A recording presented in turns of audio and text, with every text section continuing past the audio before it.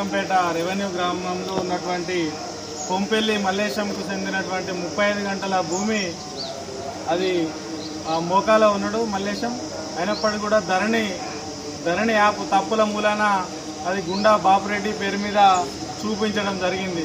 మరి ఇది తప్పుడు విధంగా అతని పేరు మీద ఎక్కింది. ఇది వాస్తవంగా మేము మోకాలో కొన్ని సంవత్సరాలుగా ఉంటున్నామని చెప్పేసి తహసీల్దార్ గారికి అనేక మార్లు విన్నవించినప్పటికీ కూడా దాన్ని పట్టించుకోలేదు.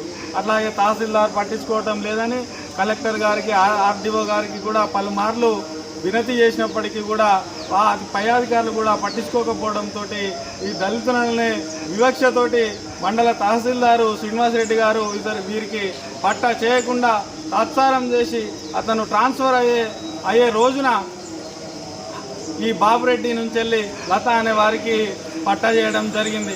ఈ పట్టా చేయడంతో ఈ దళితులను నిండా ముంచిండు శ్రీనివాసరెడ్డి గారు సార్ తహసీల్దార్ బెజ్జంకి అని ఈ సందర్భంగా తెలియజేస్తా ఉన్నాం.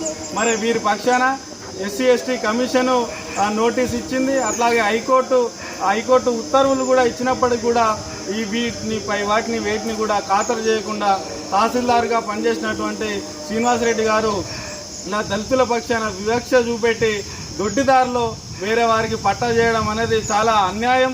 ఈ కుటుంబానికి తీవ్రమైనటువంటి అన్యాయం చేసినటువంటి శ్రీనివాసరెడ్డి గారిపై చర్యలు తీసుకొని వారిని ఉద్యోగం నుంచి తొలగించాలని, అట్లాగే ఎస్సీ ఎస్టీ అట్రాసిటీ కేసు కూడా నమోదు చేయాలని ఈ సందర్భంగా సిపిఎం పార్టీ బెజ్జంకి మండల కమిటీ పక్షాన ప్రభుత్వాన్ని డిమాండ్ చేస్తా ఉన్నాను.